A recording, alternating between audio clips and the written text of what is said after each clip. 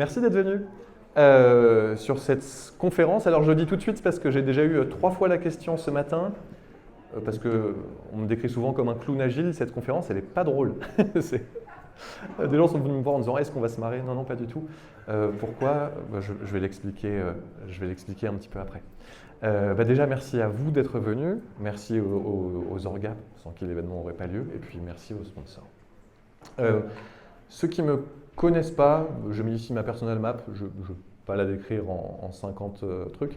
Juste, la petite notoriété que je peux avoir, c'est grâce à mon blog. Souvent, les gens ils connaissent plus ce logo ou autre.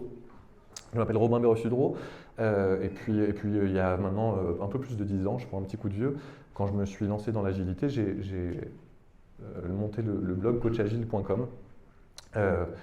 Et puis je vais en parler parce que justement, je parlais beaucoup de coaching, je parlais beaucoup d'agilité, enfin j'essayais d'en parler. Et puis maintenant, j'essaie d'automatiser ce métier-là. On va voir pourquoi. Juste une chose, je suis très fatigué, j'espère que vous ne le verrez pas trop. Parce que je me suis mis en famille, je viens d'avoir une petite fille enfin, qui a 7 mois maintenant mais qui ne dort toujours pas. Et puis en plus, elle a fait un vaccin hier, je viens de Bordeaux, elle n'a pas dormi de la nuit, je n'ai pas dormi non plus. Bref, très compliqué aujourd'hui.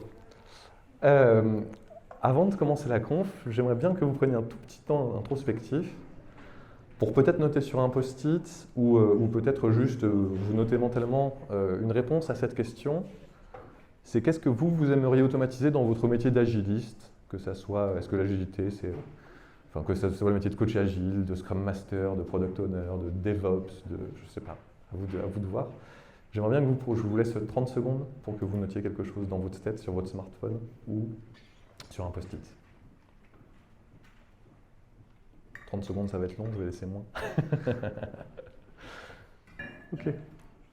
Petit disclaimer, alors comme je le disais, généralement je suis plus bout en train, là je vais être un petit peu sur un ton sérieux. Et en plus, au-delà de ça, je vais volontairement être très caricatural et extrêmement vaniteux pour en fait faire un raccourci justement de ce qui m'a amené à cette conf. Du coup, je vous préviens d'avance, m'en voulez pas trop pour le ton hautain que je peux avoir, que je vais avoir au début. Et je vais en profiter d'ailleurs pour clarifier mon intention. Mon but, ce n'est pas d'automatiser, de tuer le métier de coach agile. Hein. Ce n'est pas du tout ça, je vais expliquer. Mais pour vous expliquer pourquoi j'ai fait cette conf-là, je suis obligé de vous expliquer un tout petit peu le raisonnement qu'il y avait quand j'ai lancé coachagile.com et puis comment je suis arrivé à cette conf-là. Quand j'ai lancé coachagile.com, c'était maintenant il y a plus de 10 ans, en fait, il y avait des personnes qui faisaient ce que j'appelle, ils créaient de la rareté artificielle. Par exemple, tout le monde connaît le speedboat. Okay. Il y a 10 ans, ce n'était pas tout à fait le cas. Et il y avait des consultants qui se faisaient payer très très cher pour venir animer juste un speedboat sur 2 heures. Quoi. Et en fait, il y avait peut-être un effet waouh en séance, mais le retour qu'on avait en tant que client, souvent c'était bah ouais, il est venu animer le truc, c'est bien. Il y a des outputs, des outcomes, c'est bien, etc. Mais se faire payer, je sais pas, 2000 € la demi-journée pour venir bouger 3 post-it, je donne vraiment des retours que j'avais entendus à l'époque, ça ne vaut pas forcément le coup.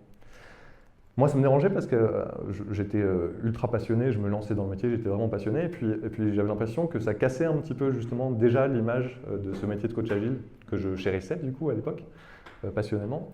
Et donc je m'étais dit, je vais essayer de diffuser le plus massivement possible ces techniques d'animation d'atelier pour essayer de couper un petit peu l'herbe sous le pied à ce business facile pour forcer ces personnes à se réinventer. Bon, le côté vaniteux est presque terminé, je vous ai prévenu.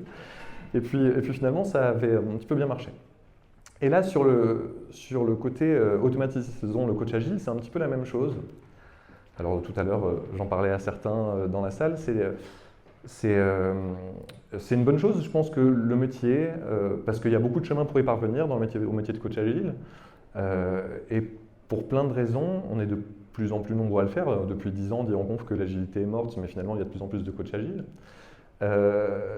Et le truc de ça, c'est que finalement, j'ai l'impression, c'est mon ressenti, que l'impact qu'on pouvait avoir sur des missions, sur des équipes, sur des personnes, s'amoindrit parce que peut-être notre spectre d'action qu'on nous confie quand on est soit en interne chez un client, soit quand on est en prestation chez un client, bah finalement le spectre d'action c'est un petit peu réduit, dû au fait qu'on soit de plus en plus nombreux. Et du coup, là, moi, ce que j'aimerais bien faire, c'est dire, il y a sans doute plein de choses qu'on peut automatiser dans le métier de coach agile. Donc, automatisons ces choses-là pour finalement essayer de bouger notre métier vers des choses qui sont peut-être plus intéressantes, là où on a plus de valeur ajoutée, là où on peut encore innover. C'est un petit peu ce qu'on va essayer de voir, maintenant. Belle ambition. Alors, je ne vous ai pas tout vous raconté, je vais vous raconter ça maintenant aussi. Je faisais part de cette sensation-là à un des co-signataires du Manifeste Agile, dont je n'ai pas le droit de citer le nom parce qu'il m'en voudrait. Mais grosso modo, lui, on avait un petit peu cette discussion que je viens d'avoir avec vous. Et puis lui, il bosse pour des satellites et des gens qui veulent bientôt retourner sur la Lune. Donc il bosse pour la NASA. Et grosso modo, il disait, ouais, c'est vrai que, oui, l'agilité, bien sûr, moi, les équipes que j'accompagne, c'est la simplicité, puis c'est efficace, et puis on change leur manière de travailler, et puis ça se passe mieux, etc.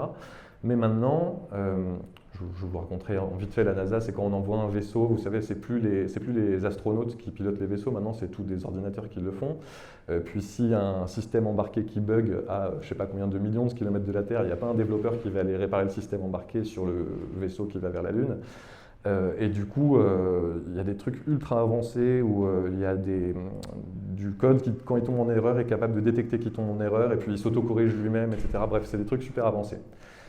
Et lui disait, c'est vrai que maintenant, il y a un décalage, j'ai l'impression d'être archaïque, parce qu'il y a un vrai décalage entre moi qui vais voir des développeurs qui bossent à base d'intelligence artificielle, de machine learning, etc.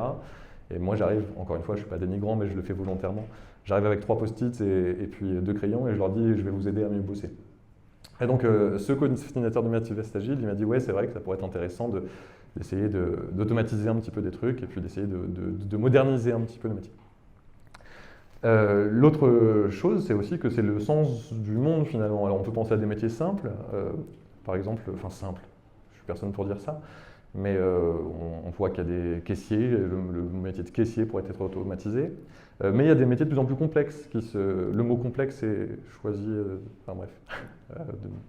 de manière volontaire, qui s'automatisent. Par exemple, il y a quelques jours, je lisais qu'il y avait une intelligence artificielle qui pouvait remplacer un dermatologue pour détecter les cancers de la peau. Grosso modo, on envoie une photo et puis l'intelligence artificielle regarde, moi je n'ai pas une très bonne peau, donc je suis sensible à ça.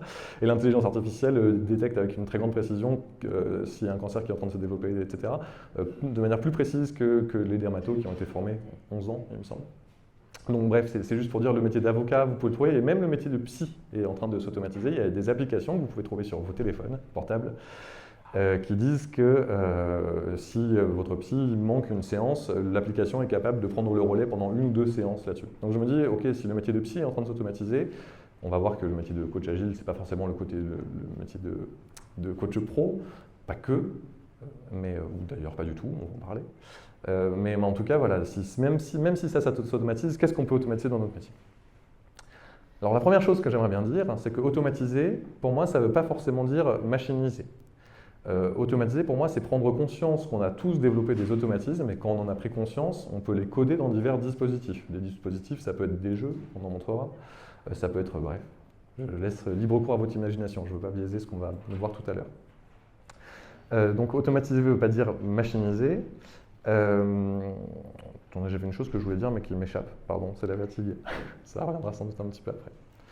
Et voilà, moi j'étais c'était l'histoire de contexte. J'étais le premier à dire ça quand je cherchais le titre le plus taquin possible pour cette conférence.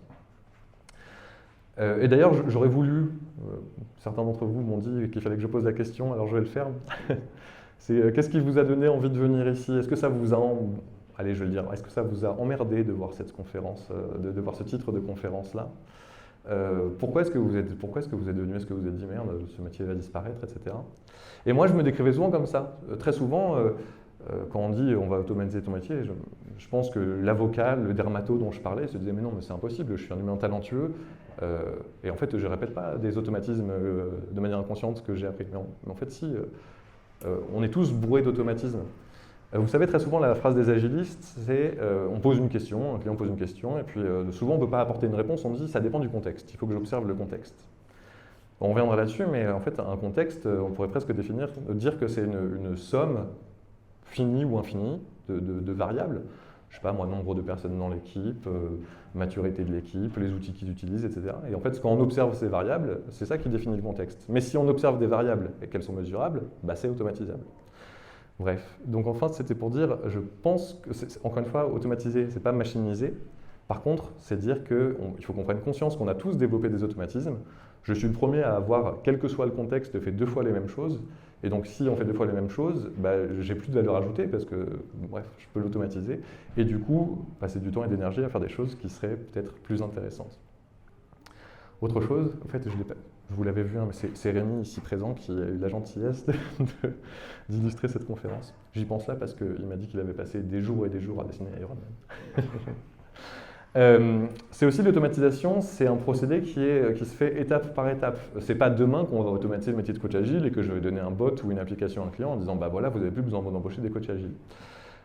Étape par étape, c'est la part de l'humain se réduit et la part des dispositifs ou des machines s'agrandit. C'est pour ça là je mettais Iron Man. Bah, Iron Man il a une armure mais c'est encore un humain à l'intérieur.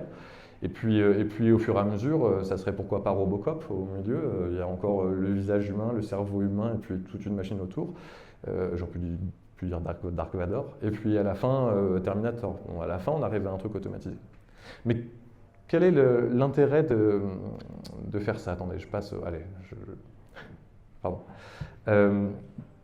On en parlera, mais il y a peut-être une dégradation de ce qu'apporte un coach agile quand on automatise des choses, une dégradation temporaire, mais il y a beaucoup de gains. Et on va en parler un petit peu après. Est-ce qu'il y a des coachs agiles dans la salle ou des agilistes? Ça va, à l'Agile Tour, je ne me trompe pas trop. Est-ce que ça vous dérange ce titre de conf ou pas? Ça va? Vous êtes à peu près en phase avec ce que je raconte pour l'instant? Ouais. C'est cool. Et du coup, on va pouvoir automatiser des trucs.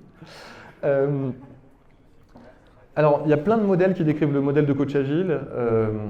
Bah là, je vous regarde, vous êtes plein dans la salle, plein de blogueurs en plus, je ne vais pas vous montrer du doigt, etc. Mais il y a chacun, souvent, alors heureusement ça concorde, ça converge, ça s'enrichit, ça se complète.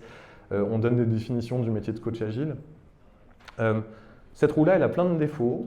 Donc c'est la roue du coaching agile qui est sur un site américain dont j'ai oublié, enfin j'ai la source en fin de slide, dans les slides à la fin. Elle n'est pas de moi. Hein. Mais j'aimais bien ça, alors c'est ce qu'on retrouve en général, elle est très complète, peut-être trop complète, parce qu'on a l'impression que si on ne coche pas toutes les cases, on n'est pas coach agile, ce qui n'est pas vrai. Et puis à l'inverse, on peut faire des trucs à côté et être coach agile quand même, d'où le problème peut-être de notre métier, j'en sais rien. Mais j'aime bien parce que justement ça peut montrer les segments qu'on peut automatiser. Bah, vous la connaissez, il y a le côté coaching, facilitateur, animateur, la posture haute, je donne du conseil, au service de l'équipe, au service du product owner, etc. Et en fait, je me suis posé la question, je me suis mis devant cette roue, encore une fois j'aime bien parce qu'elle a un petit côté exhaustif, et je me suis dit, est-ce que tout est automatisable? Comme je vous ai dit, j'ai réfléchi vraiment, et puis en fait je suis arrivé à la conclusion que oui. Alors là, je ne vais pas passer toute la conf à faire toutes les cases et à vous expliquer comment, mais je vais vous donner 2-3 trucs que moi j'entends par automatisation. Par exemple, le côté facilitation. Et je vais donner un truc concret. En 2010, il y avait des référentiels d'ateliers. Quand je dis référentiel d'atelier, là encore une fois, je parle juste de cette petite partie-là. Des référentiels d'atelier, c'est qu'il y avait des blogs, alors je pense par exemple au blog de Claude Aubry, de Jean-Claude Grosjean, de Pablo Pernaut, qui donnaient finalement, voilà, pour animer cet atelier, cette rétrospective, tentez-la, elle est bien, et puis décrivez le déroulé de la rétrospective. Et il n'y avait quasiment que ça à l'époque. Quelques années après, il y a eu l'émergence de ce que moi j'appelle les données structurées. Les données structurées, c'est, vous savez, vous pouvez essayer de catégoriser, enfin vous avez un beau fichier Excel, il faut imaginer ça, une espèce de grosse matrice, sur lequel, bah oui, on a le déroulé d'atelier, mais on a aussi des variables comme le nombre de participants, quelle est l'humeur de l'équipe, est-ce que vous pouvez faire cet atelier-là avec des gens qui sont réfractaires au jeu ou non, enfin bref, plein de données. Des fois, on en a une cinquantaine, des variables qui peuvent se greffer, voire plus, qui peuvent se greffer sur des ateliers, des jeux, des serious games. Et puis, ça permettait justement d'essayer de choisir le bon atelier à enclencher ou pas. Un bon exemple de ça, sur le site de Maxence Walbrou, l'oculus.com, vous connaissez, j'espère.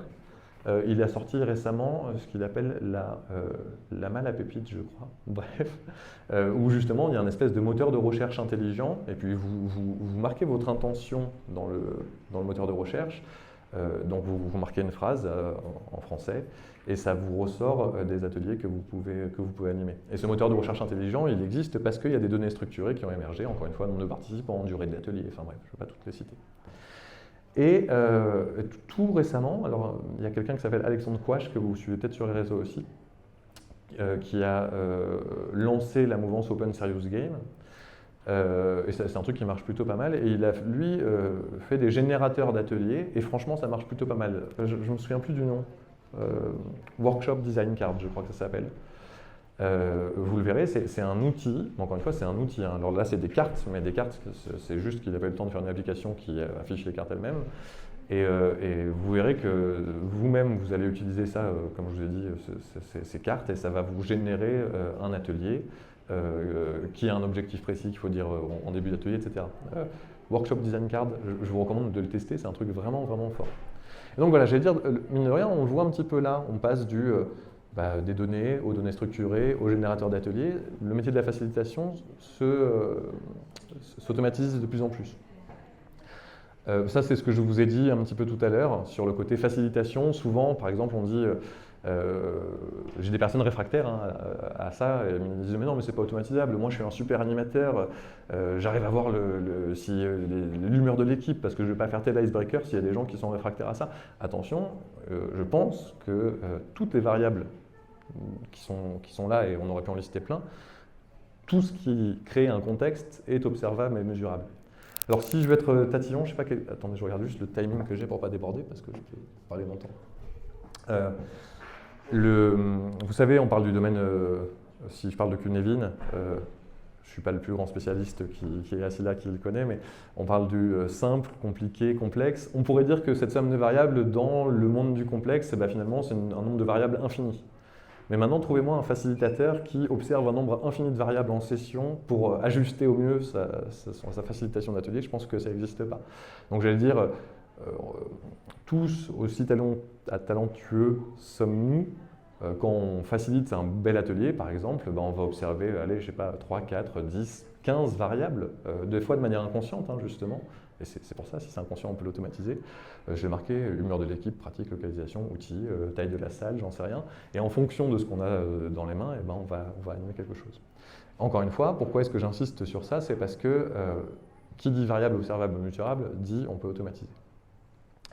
Une autre, j'ai pas remis la roue, mais le métier de consultant, enfin le métier, la part consultant du coaching agile, alors attention, ce n'est pas tout le métier de consultant qui est automatisé, hein, mais vous savez qu'on est en posture haute pour proposer des expérimentations. Ça, c'est un jeu c'est celui-là, que moi j'avais pu proposer, qui me servait beaucoup, en fait, justement, dans les missions que j'effectuais. Grosso modo, vous savez, je faisais ce qu'on appelle des fois un diagnostic, qui est différent d'un audit. Mais on va observer les équipes sur le terrain en fonction des résultats qu'elles veulent atteindre, quels sont les points de douleur qu'elles ont, etc. Et je passais beaucoup de temps en interview avec alors, observation des équipes, mais je passais aussi beaucoup de temps à faire des interviews avec les personnes. J'allais interviewer, alors je vais rester caricatural, mais les différents rôles qu'il y avait, le Scrum Master, les développeurs, le PO, et puis on discutait beaucoup. Ça me prenait énormément de temps. C'était peut-être plus efficace que ce que je vais décrire là, mais ce truc-là, ça dure une demi-heure et c'est marrant. Ce jeu-là, alors encore une fois, comme tous les jeux, il ne faut pas l'activer tout le temps, hein, il faut que vous ayez l'intelligence et la subtilité de le faire. Il s'appelle Agile Smells Bad. Grosso modo, le pitch, c'était l'agilité, ça pue, mais en fait, ce n'est pas l'agilité qui pue, c'est ce que vous en faites qui pue, ou qui peut puer. On avait certains, alors ce n'est pas forcément des anti-patterns, on pourrait dire ça aussi, est-ce que ça c'est un anti-pattern? Fondamentalement non, hein. Rien dans le Scrum Guide dit qu'il faut faire son daily debout, mais bref. On a des anti-patterns, le daily est un compte rendu au chef, le product owner dit ce qu'ils doivent faire lors du stand-up, etc., etc. D'ailleurs, je devrais marquer lors du daily. C'était fait exprès que j'avais fait ça. On en a plein, maintenant il y en a 150 quasiment, des phrases comme ça qui font réfléchir. Puis le but, c'était que les équipes, elles les catégorisent. Oui, on fait cette mauvaise pratique, ou en tout cas on peut en discuter. Est-ce que c'est une mauvaise pratique ou pas? Est-ce qu'on le fait en pleine conscience et du coup, est-ce que c'est grave ou pas? Et puis non, on ne fait pas cette mauvaise pratique, donc c'est pas fondamentalement grave. Et en face, en 2021, mais je ne l'ai pas encore publié sur mon blog, il y a un jeu qui, lui, s'appelle Agile Smells Good. Attention, ça ne propose pas des solutions. Ce slide peut donner l'illusion de donner des solutions. Ça propose ce qu'on appelle finalement des patterns organisationnels. Vous savez, Scrum, pour moi, c'est un ensemble de patterns. Je le dis pour moi parce que j'ai des discussions intéressantes, très profondes, avec des gens qui ne sont pas fondamentalement d'accord avec ça. En tout cas, ça propose des expérimentations à mener en face des points de douleur qu'on peut avoir. Et puis on mène l'expérimentation, et puis si ça sert l'équipe, on peut garder l'expérimentation, et puis si ça ne sert pas, ça ne marche pas. Pourquoi je disais ça? C'était juste que le métier de consultant, donc avant je faisais les audits, les diagnostics, etc. Maintenant je donne un jeu de cartes avec 200 cartes à des personnes, je dis vous me faites un tas de oui, un tas de non, et puis après j'ai un autre jeu de cartes où j'ai à peu près une centaine de patterns, d'idées à activer, à expérimenter. Et puis, une fois qu'ils ont toutes leurs cartes de douleur comme ça, généralement, on essaie de les catégoriser. Mais c'est eux qui le font, c'est même plus moi en tant que coach, hein, c'est les équipiers qui font ça eux-mêmes de leur côté. Ce truc-là est scalable, hein, je peux le faire à 400 personnes, il suffit que j'ai 40 jeux de cartes. Bref. Et puis après, je leur dis, voilà, qu'est-ce que vous pensez qui pourrait corriger les douleurs que vous rencontrez au quotidien? Et puis c'est eux qui piochent les expérimentations qu'ils aimeraient mener. Là, le break eye contact, c'est le Scrum Master, en fait, ne va volontairement plus au daily, parce que, d'ailleurs, le Scrum Guide, encore une fois, ne le dit pas. Enfin, grosso modo, le daily, c'est par les devs, pour les devs. Et des fois, quand le Scrum Master est là, on peut retomber sur certains anti-patterns, compte rendu au chef et autres. Et donc, quand le Scrum Master n'y va volontairement pas, ça peut faire que le daily est plus efficace. Bref, et donc... là, c'est un autre exemple, c'est la motivation intrinsèque. Laissez-moi rire, je veux juste un bonus. Si vous ne savez pas tout à fait ce qu'est la motivation intrinsèque, on peut en parler. Mais grosso modo, voilà, ça propose on fait un atelier Moving Motivators, on fait un entretien en 360 degrés. Vous savez, l'entretien de 360 degrés, c'est pas que mon manager qui évalue quelqu'un de l'équipe, c'est son équipe, une auto-évaluation et le manager. Et du coup, ça peut peut-être jouer en face de la motivation, etc. Pourquoi est-ce que je montre ces jeux-là? C'est juste pour dire, avant c'était des choses que j'avais dans ma tête, alors moi, ou pas dans ma tête, mais que je savais aller chercher. Et maintenant, c'est un dispositif, un atelier, un jeu, on appelle ça comme on veut. Encore une fois, je donne 2 jeux de cartes à une équipe, et puis c'est eux qui se coachent eux-mêmes ou qui proposent des expérimentations eux-mêmes.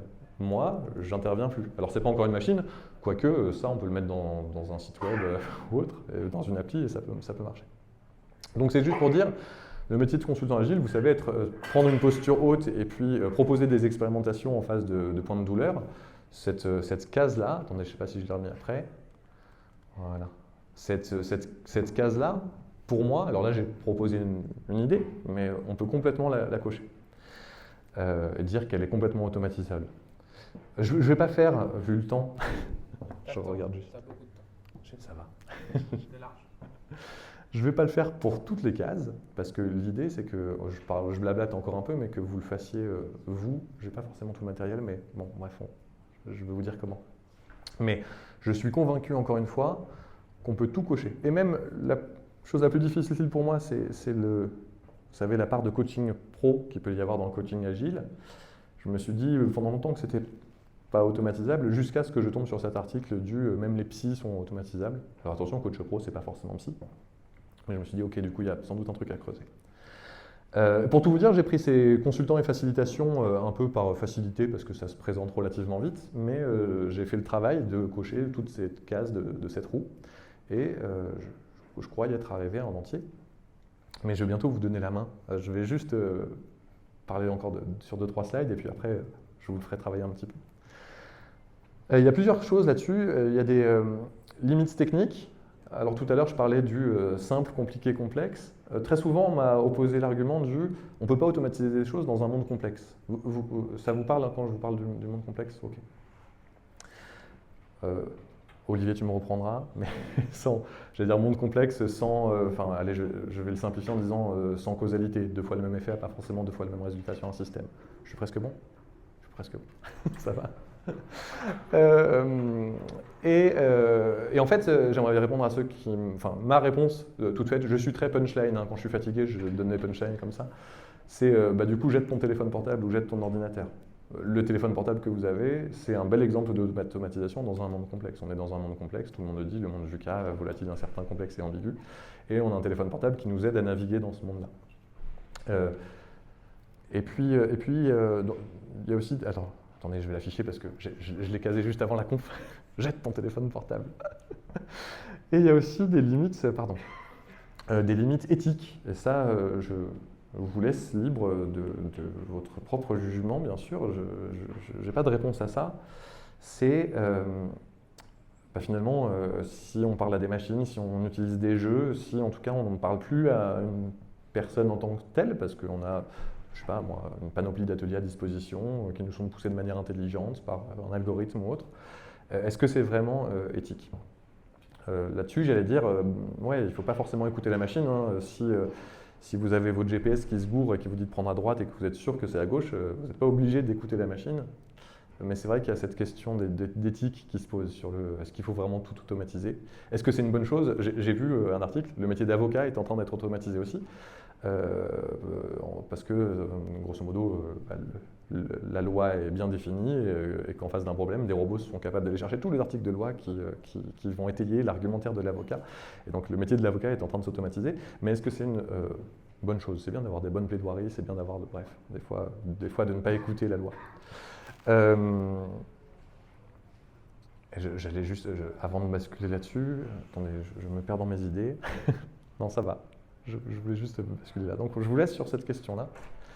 Mais néanmoins, avant de vous laisser complètement, en début de session, je vous avais demandé de noter dans un coin de votre tête quelque chose que vous aimeriez automatiser, ou sur un post-it, ou sur une feuille, ou un support quel qu'il soit, quelque chose que vous aimeriez automatiser. Et j'aimerais bien qu'on prenne 5 minutes à peu près pour se prêter à ce jeu-là.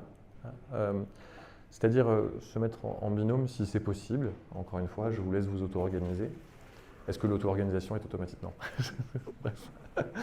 Essayez d'échanger votre post-it ou votre idée à votre voisin si c'est quelque chose que vous avez mentalement, donnez-lui votre idée.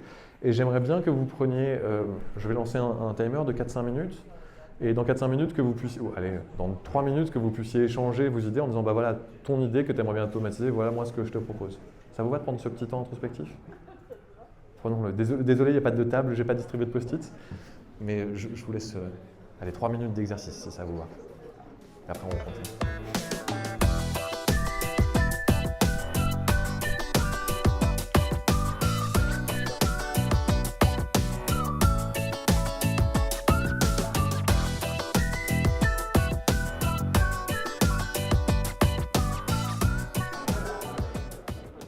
Merci beaucoup. Avant de passer sur la suite, j'aimerais bien vous donner un peu la parole. Je ne sais pas si je peux faire tourner le micro, du coup. Sinon, je répète. Est-ce qu'il y a une ou deux personnes qui veulent partager leurs réflexions, ce qu'ils auraient aimé souhaiter automatiser? Levez la main, sinon je vais me sentir seul. et puis, comment tu peux l'automatiser? Je te passe le micro. Et après, juste si vous vous reconnaissez ou si vous avez les mêmes thèmes, n'hésitez pas à le dire aussi. Tiens. Moi, j'aurais aimé automatiser le choix des rétrospectives, mais pas via le nombre de participants ou l'humeur, mais plus via la finalité que j'aimerais avoir en fin de rétro. Et du coup, vous avez eu des... Et du coup, vous avez eu des propositions là-dessus? Non. Vas-y, Cyrielle. C'est pas vraiment une réponse, mais c'est plus une réaction. Parce que autant automatiser les rétros sur le choix en termes de nombre de participants, de temps, etc., c'est des choses assez factuelles.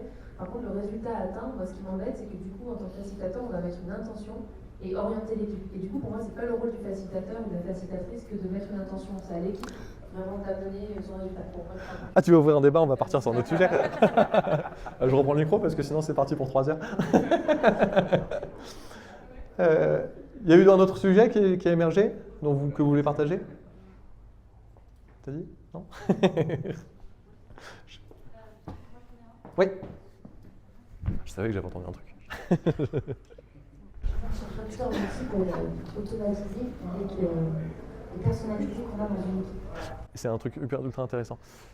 Et tu as trouvé quelque chose là-dessus ou pas? Vous en avez discuté ou pas du tout? Ouais. Justement, il y avait une chose, j'en ai pas parlé dans la limite éthique. Vous savez, c'est le fameux moment où j'ai bugué en disant il faut que je trouve quelque chose qui m'est sorti de la tête. J'ai eu une discussion assez profonde avec aucun jugement de valeur sur ce que je vais dire, avec une femme coach agile féministe très fortement féministe. Et elle me disait, il y a un gros biais qu'on ne pourra pas automatiser. Et en fait, j'en suis pas complètement convaincu. C'est par exemple, si je reprends la facilitation, vous savez, un facilitateur peut choisir consciemment de donner la parole qu'aux femmes ou qu'aux hommes. Ou s'il trouve que le temps de parole n'a pas été assez équilibré et que c'est que les hommes qui se sont exprimés, il peut donner le temps de parole aux femmes. Et en fait, il y a plein de petits biais comme ça, variables comme ça, qui sont un peu difficiles. En tout cas, il faut réussir à justement vraiment les conscientiser et puis le proposer. J'en avais une grande liste de variables, de trucs difficiles à automatiser. Et typiquement, voilà, ça peut en faire partie. C'était dans les limites éthiques et j'avais oublié de le mentionner.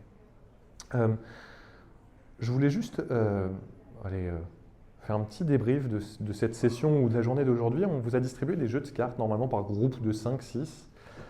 C'était le défi du « Est-ce que vous pensez qu'un débrief est automatisable ?» Oui, non. Alors vous avez un jeu de cartes dans les mains. Chacun a un jeu de cartes différent. C'est une séquence de, alors suivant le jeu de cartes que vous avez, une séquence de 2, 3 ou 4 questions. Ce qu'il faut, c'est que dans le groupe, une personne au hasard lise la première question et que vous y répondiez. Ensuite, une autre personne ou la même lise la deuxième question et que vous y répondiez. Et puis ensuite, la troisième question. C'est basé sur des modèles de débriefing. Je vous laisse les découvrir aussi. Je vous laisse un temps de 5 minutes, mais vous allez voir, normalement, par groupe de 5-6, si vous suivez juste le séquencement qu'il y a dans les jeux de cartes qu'on vous a distribués, vous allez réussir à débriefer en groupe. J'espère. Sinon, l'automatisation aura échoué. Allez, je repars sur 5 minutes de débrief.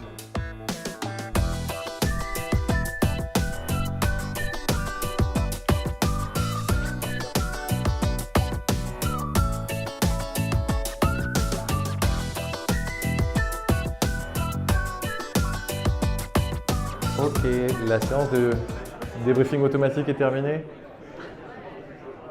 On pourrait faire un time boxer automatique, ça existe déjà, ça s'appelle un chronomètre. Mais j'ai une question à vous poser qui peut faire mal dans les deux sens, quelle que soit la réponse en fait. Du coup, je ne sais pas si je pose la question. Non, est-ce que ce débriefing moitié automatisé vous a plu?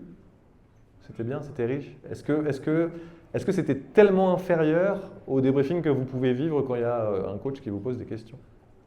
Franchement, ça a l'air. Du coup, un peu quand même. Mais j'ai eu des noms, j'ai eu beaucoup de noms.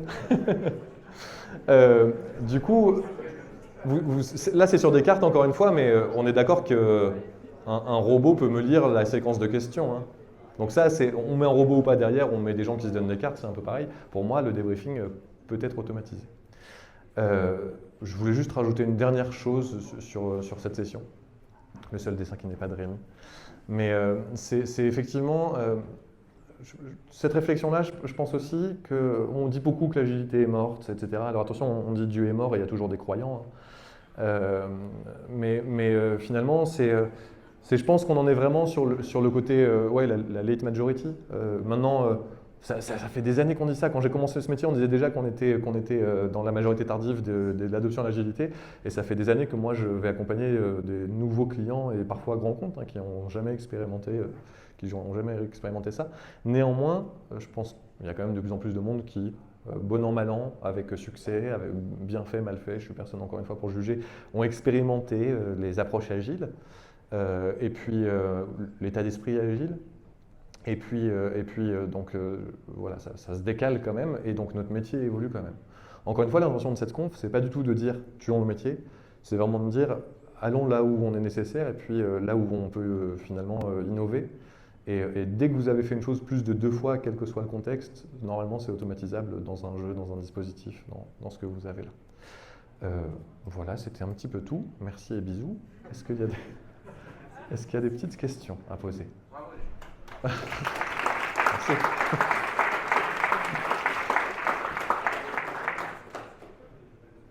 S'il n'y a pas de questions, ou sinon n'hésitez pas à venir me voir après. Ah, il y en a une là-bas.